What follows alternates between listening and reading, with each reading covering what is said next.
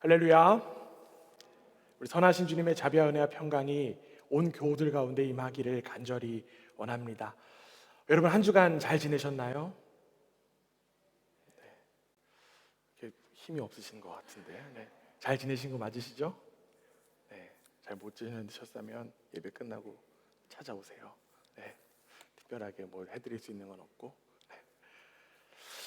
지난 한 주간 우리 율법주의자가 아닌 믿음으로 여러분들 한 주를 살아가셨는 줄 믿습니다. 우리는 지난 주일에 설교 시간을 통하여서 그 율법 그 자체가 잘못된 것이 아니라 율법으로 구원을 이룰 수 있다라고 하는 그 율법주의자적인 그 생각과 태도에 대한 말씀들을 함께 나눴습니다. 율법이라고 하는 것 단지 죄를 다루는 역할만 하기 때문에 율법에는 분명한 한계가 있습니다. 그리고 이 땅 가운데 그 율법의 완성으로 오신 예수 그리스도로 말미암아 이제는 율법의 시대가 아니라 믿음의 시대를 살아가고 있다라고 하는 거예요. 무슨 시대라고요? 믿음의 시대예요.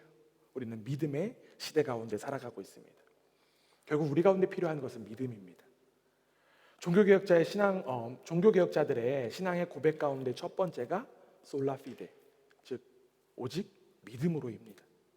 하나님께서 허락하신 그 은혜는 오직 믿음을 통하여만 받을 수 있다라고 하는 거예요.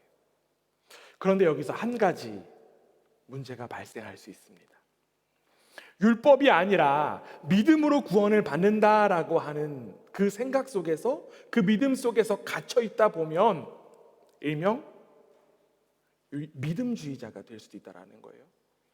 믿음주의자라는 말은 아마 생소하실 것 같아요.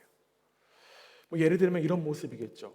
나는 예수 그리스도의 은혜를 믿으니까 구원받은 사람이야.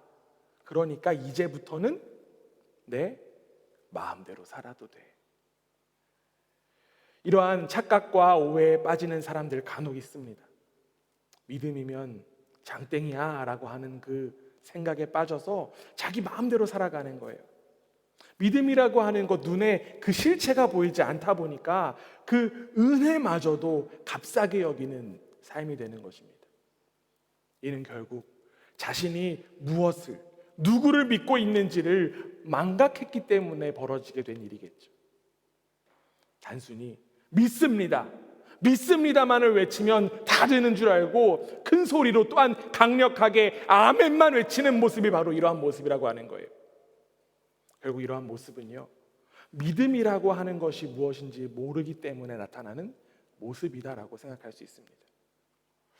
우리가 몇 주 전에 함께 나눴던 것처럼 사랑이라고 하는 개념도 세상의 가치 때문에 혼란스러워했던 것처럼 이 믿음이라고 하는 개념도 세상에서 같이 사용하기 때문에 세상에서 이야기하는 믿음과 성경에서 이야기하는 믿음이 충돌한다라고 하는 거예요. 그래서 믿음에 있어서 다양한 형태가 나타나고요, 결국 이 믿음이 구원까지도 영향을 미치는 그러한 모습들이 있습니다. 쉬운 예로 이러한 잘못된 믿음들이 있죠. 여러분 머리가 아프면 뭘 드셔야 될까요? 그렇죠? 물론 물도 먹어야 되는데 두통약도 드셔야겠죠. 그런데 간혹 이런 분들이 있어요. 소화제 먹으면서 나을 줄 믿습니다. 아멘. 그럼 어떻게 될까요? 또 이 또한 플라시보 효과처럼 먹어서 괜찮아졌어. 이런 효과가 나타날 수도 있지만 참 어리석은 모습에 불과합니다. 우리에게는 이상하게도 강하게 믿으면 된다라고 하는 생각들이 자리 잡고 있어요. 간절하면 이루어진다라고 하는 생각이 만연하다 보니까 하나님을 향한 그 믿음조차도 제멋대로 믿게 되는 것입니다. 여러분, 믿음은 자기 세뇌나 자기 확신 그리고 자기 의지 따위 같은 것이 아닙니다. 믿음은 우리가 믿어야 하는 바를 억지로 결단해서 믿는 것이 아닙니다. 그런데 안타깝게도 수많은 그리스도인들은 믿음을 단순히 자기의 의지, 자기 결단으로만 여기는 사람들이 많습니다. 이러한 모습들은 감히 이렇게 이야기할 수 있을 것 같아요. 미신이야. 미신이라고 이야기할 수 있습니다. 이 믿음이라고 하는 단어를 많이 들어왔음에도 불구하고 믿음이 무엇인지, 그 믿음의 실체, 무엇을 믿어야 되는지를 잘 모르기 때문에 우리 가운데 미신적인 모습들이 나타난다라고 하는 것이죠. 그렇다면 여러분, 우리가 믿어야 되는 그 믿음 무엇입니까? 도대체 우리는 무엇을 믿고 있습니까? 여러분은 무엇을 믿기 때문에 이 자리까지 나왔습니까? 결국 우리는 세상에서 이야기하는 그 간절함이 동반된 믿음이 아니라 성경에서 이야기하고 있는 믿음이 무엇인지에 대해서 정확하게 알아야만 합니다. 성경에 믿음이라는 단어가 몇 번 나올까요? 저도 잘 모르겠어요. 네. 믿음이라는 단어 굉장히 많이 나오겠죠. 네. 믿음이라는 단어가 많이 나오지만 특별히 믿음의 장이라고 불리는 히브리서 11장에 특별히 11장 6절에는 이러한 말씀이 있습니다. 우리 앞에 화면 보고 함께 한번 읽어보겠습니다. 함께 했습니다. 시작. 하나님께 나아가는 자는 반드시 그가 계신 것과 또한 그가 자기를 찾는 자에게 상 주시는 이심을 믿어야 할지니라. 아멘. 지금 히브리서 기자는요, 우리가 믿어야 되는 두 가지에 대한 이야기를 하고 있습니다. 우리가 두 가지를 반드시 믿어야 된다라고 해요. 무엇을 믿어야 한다라고 이야기합니까? 첫 번째는 바로 하나님께서 살아계시다라고 하는 사실을 믿어야 한다라고 하는 것이죠. 사랑하는 교회 여러분, 여러분들 하나님께서 살아계시다라고 하는 사실을 믿으십니까? 안 믿는 사람들이 있는 것 같은데, 다시 여러분들은 하나님이 살아계시다라고 하는 사실을 믿으십니까? 비록 우리의 눈에는 보이지 않지만 우리는 하나님께서 살아계시다라고 하는 사실을 믿습니다. 지금 이 시간도 마찬가지죠. 하나님께서 살아계시기 때문에 우리는 예배할 수 있는 것입니다. 하나님께서 계시다라고 하는 사실을 믿지 않는다라고 하면 우리의 찬양, 우리의 기도는 그냥 공중에 울리는 소음에 불과할 것입니다. 뿐만 아니라 제가 지금 전하고 있는 우리가 읽은 그 말씀도 하나님께서 살아계시지 않는다라고 하면 그냥 잡소리에 불과할 거예요. 하나님께서 살아계시다라고 하는 그 사실을 믿지 않는다라고 하면 우리가 하는 모든 신앙생활 무의미합니다. 결국 우리는요, 하나님의 그 살아계심 앞에 살아가는 사람들이라는 거예요. 하나님께서 살아계시다라고 하는 것을 믿는다라고 하는 그 표현을 저는 이렇게 바꾸고 싶습니다. 하나님을 경외해야 한다. 하나님을 경외하는 것. 하나님을 경외하는 것, 하나님의 그 존재에 두려워서 벌벌 떠는 것을 의미하는 것이 아닙니다. 하나님의 그 살아계심을 인정하고 믿는 것이 바로 하나님을 경외하는 것이에요. 성경의 여러 곳에서는요, 하나님을 경외하라라고 하는 메시지를 끊임없이 이야기하고 있습니다. 대표적으로 잠언 14장 27절 이런 말씀이 있어요. 여호와를 경외하는 것은 생명의 샘이니 사망의 그물에서 벗어나게 하느니라. 하나님을 경외하는 것만이 우리에게 생명을 허락한다라고 하는 것입니다. 하나님의 존재가 없다면 우리의 생명은 이루어질 수 없어요. 하나님께서 살아 계시기 때문에 지금 우리가 이렇게 살아있고 우리가 이렇게 살아왔으며 우리가 앞으로도 살아갈 수 있는 것입니다. 하나님의 그 살아계심을 믿음으로 하나님을 기쁘시게 하는 우리 모두가 되기를 주님의 이름으로 간절히 부탁드립니다. 두 번째로요, 우리 히브리서 11장 6절에 보면 우리가 믿어야 되는 두 번째가 나옵니다. 그 두 번째가 무엇인가요? 그렇죠. 하나님이 자기를 찾는 자에게 무엇을 주시는 분? 상 주시는 분이심을 믿는다라고 하는 거예요. 하나님은요, 하나님을 찾는 자에게 상 주시는 분이십니다. 그런데 여기서 상은 무엇일까요? 제가 원고에 이렇게 써놨어요. 밥상은 아니겠죠? 이러는데 역시 또 네. 하나님을 찾는 이들에게 주시는 상은요, 다름 아니라 구원이라고 하는 상입니다. 무슨 상이라고요? 구원이요. 하나님께서 우리에게 가장 주고 싶어 하시는 것은 바로 구원이고 생명입니다. 왜냐하면 하나님과의 관계가 깨어진 이들에게는 구원과 생명이 없기 때문에 그렇죠. 결국 예수 그리스도를 통하여 하나님과의 관계가 회복되는 것이 바로 상 중의 상이고 복 중의 복인 줄 믿습니다.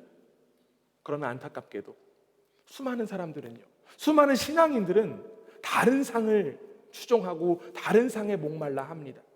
자신이 얻고 싶어하는 것을 하나님 앞에 강하게 간절하게 구하면 하나님께서 그것들 주실 것이라고 하는 착각에 빠진 거예요. 우리가 갖고 싶은 건 어떤 것들이 있습니까? 명예도 있겠고요, 때로는 권력도 있겠고요, 건강도 있겠고요, 재물도 있겠고요, 가정의 축복도 있을 거예요. 이러한 등등 이러한 것들을 하나님의 상으로만 여기다 보니 때로는 하나님의 상이 없다라고 해서 하나님을 원망하고 하나님께 실망할 때가 있다라고 하는 것이죠. 물론 하나님은요, 이러한 상도 주시는 분이십니다. 우리에게 필요하다면 하나님께서는 허락하세요. 왜냐하면 하나님은 우리보다 우리의 필요를 더 잘 아시기 때문에 그렇습니다. 그런데 결국 이러한 상, 우리가 이 땅 가운데 살아가면서 상이라고 여기는 것들, 이러한 것들 주시는 것도 결국 하나님과의 관계가 회복되었기 때문에 허락하시는 것입니다.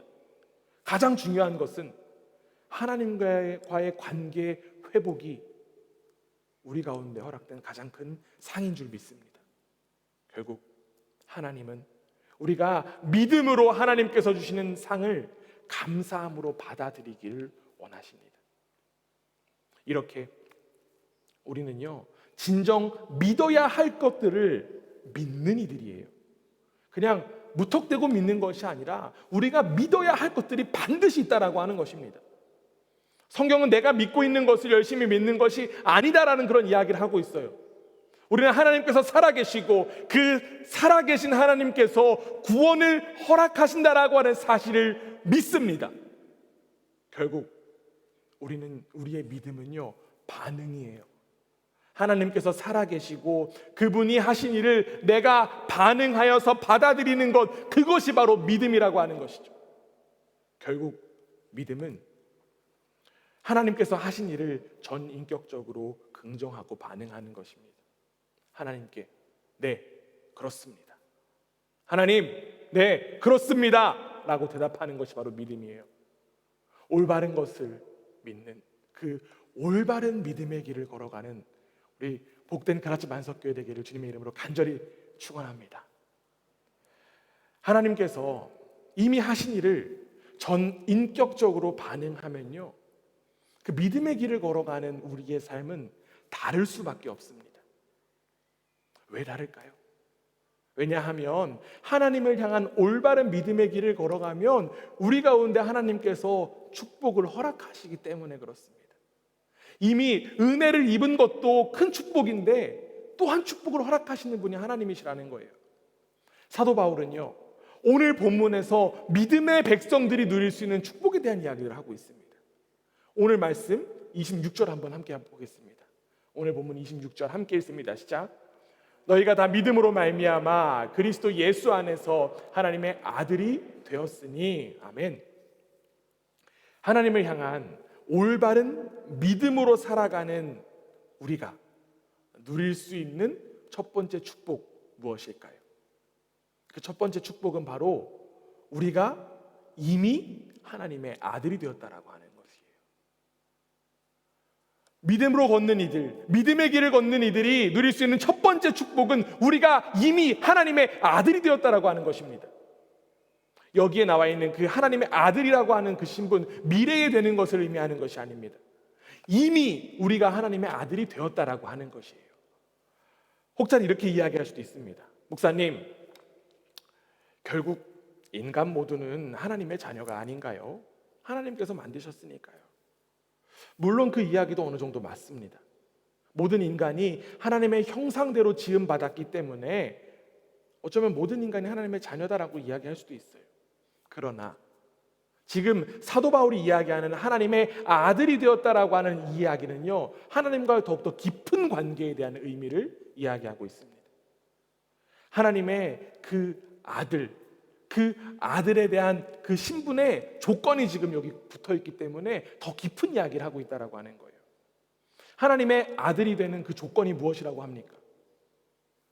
믿음으로 말미암아 그리스도 예수 안에서. 여러분 찾으셨나요? 하나님의 아들의 신분은 예수 그리스도로 말미암아 누릴 수 있는 신분인 것입니다.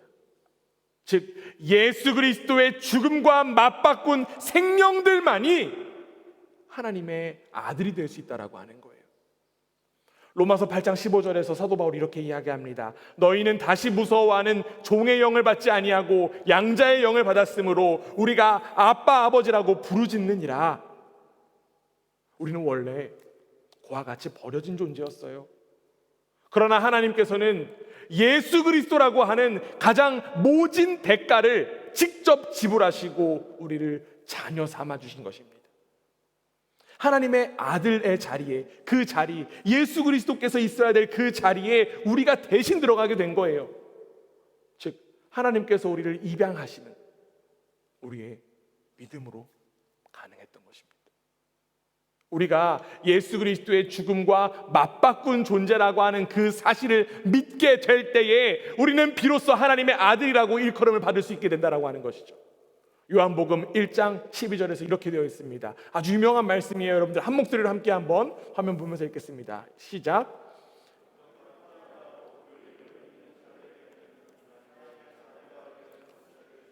아멘. 예수 그리스도를 믿는 자들에게 허락된 하나님의 아들이라고 하는 특권이 주어졌다라고 하는 거예요. 우리가 하나님의 아들이 된다라고 하는 것. 다른 표현으로 바꾸면요, 하나님께서 우리의 아버지 되신다라고 하는 표현입니다. 하나님께서 우리의 아버지 되시기 때문에 어떻게 하실까요? 우리를 책임지세요. 하나님의 그 살아계심을 믿는다라고 하면 우리는 하나님의 다스림도 바라볼 수 있어야만 합니다. 그러나 안타깝게도 우리의 삶을 돌아보면 어떻습니까? 예수 그리스도의 죽음 또한 하나님의 아들이라고 하는 그 특권을 온전히 누리지 못하는 사람들이 많은 것만 같아요. 우리가 하나님의 아들이라고 하는 그 특권을 온전히 누리지 못하는 모습은 예수 그리스도의 죽음을 하찮게 여기는 것과 동일한 모습일 뿐입니다. 우리가 변화된 그 신분의 축복을 누리지 못하는 것은 여전히 하나님의 살아계심을 온전히 믿지 못하기 때문이라고 하는 거예요. 우리는 하나님의 살아계심보다, 그것들을 하나님의 살아계심을 바라보기보다 이 땅의 가치와 이 땅의 생각에 의지하고 살아갈 때가 너무나도 많습니다. 하나님께서 눈앞에 보이지 않는다라고 하는 이유를 두고, 또는 내 마음과 내 계획대로 일이 진행되지 않았다라고 하는 이유로 다른 것들을 기웃거리고 있는 우리의 모습, 저의 모습이 있습니다. 그러다 보니 어떻게 될까요? 자꾸만 불안해져요. 자꾸만 두려워져요. 걱정과 염려만 가득 채워질 수밖에 없습니다. 하나님은 하나님의 살아계심을 믿는 우리들을 반드시 책임지신다라고 약속하셨습니다. 우리는 그 약속 위에만 굳게 서면 될 줄 믿습니다. 혹여나 하나님 외에 다른 것들을 의존하고 다른 것들을 의지하는 모습들이 있다면 그 모습 결국에는 우상 숭배하는 것과 다를 바 없습니다. 이제는 우상 숭배하는 모습 벗어나야만 합니다.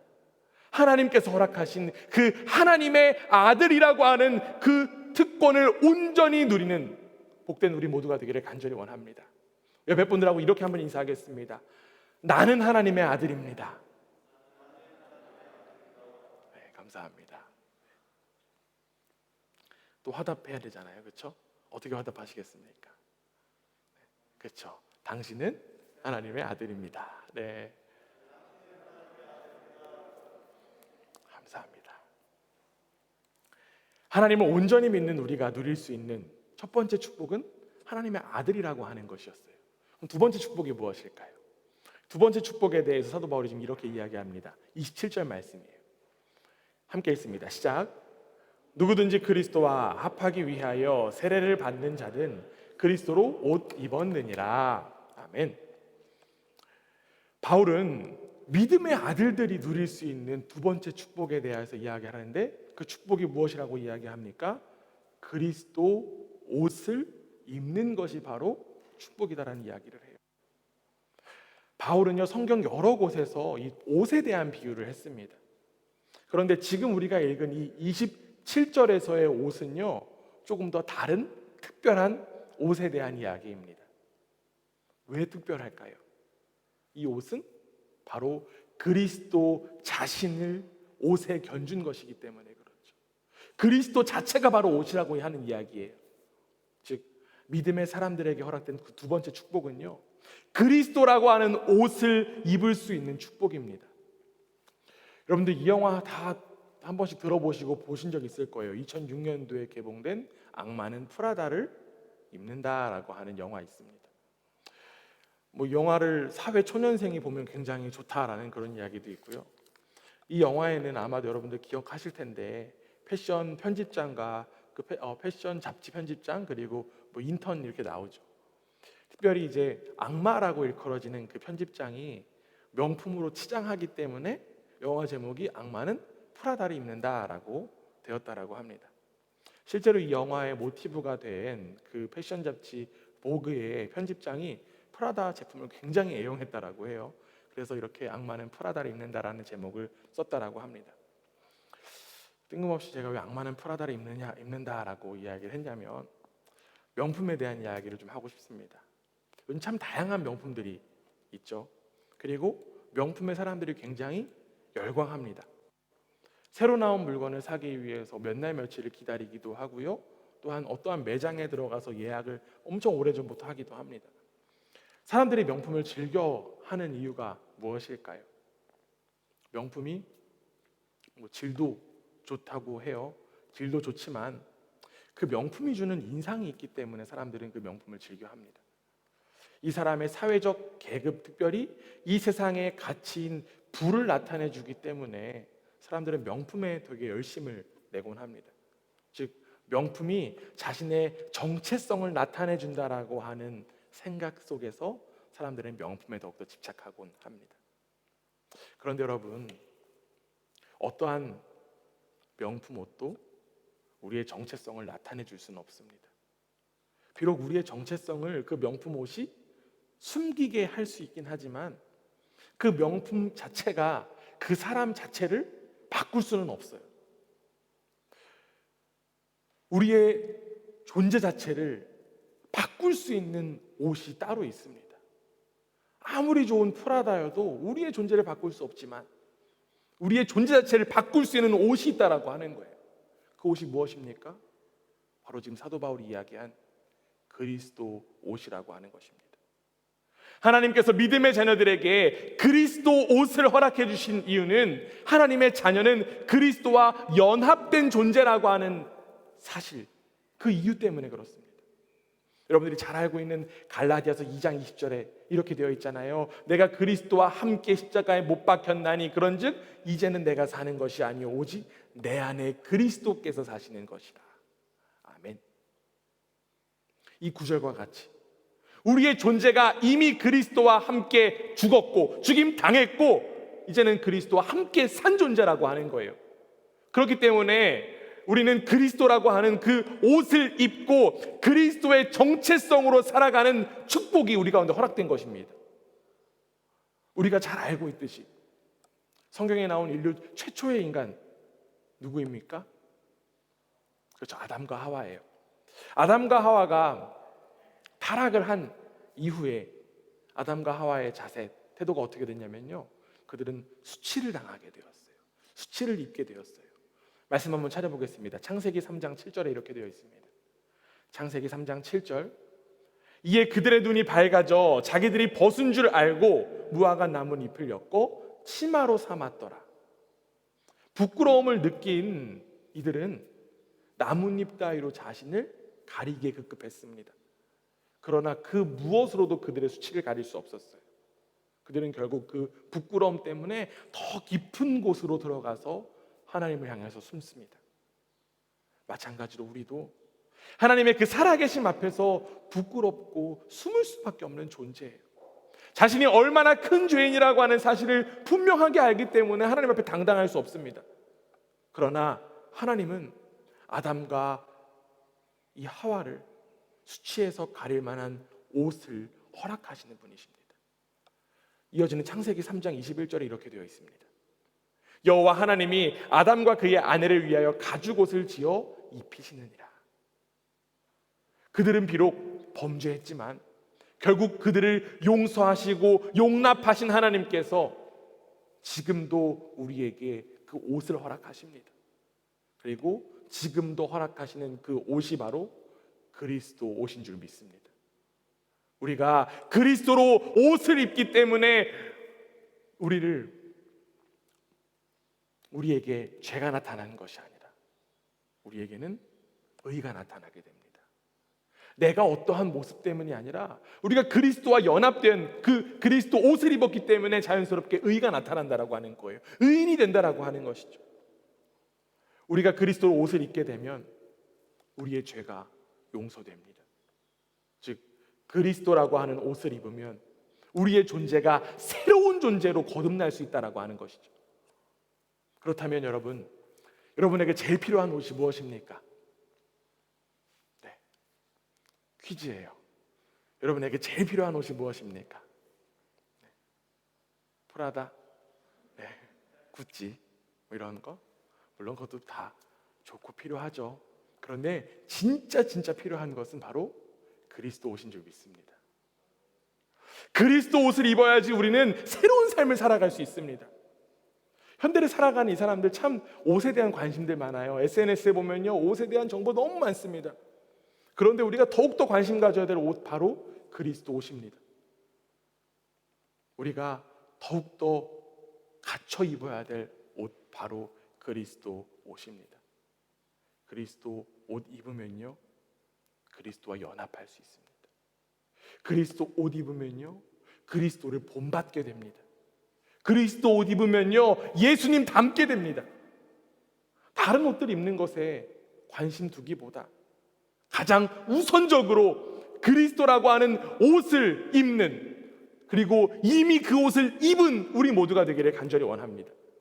우리에게 이미 허락된 그 예수 그리스도의 옷을 입고 생명의 삶을 살아가는 우리 모두가 되기를 주님의 이름으로 간절히 원합니다. 우리 옆에 분들하고 이렇게 한 번 더 인사하겠습니다. 그리스도 옷을 입읍시다.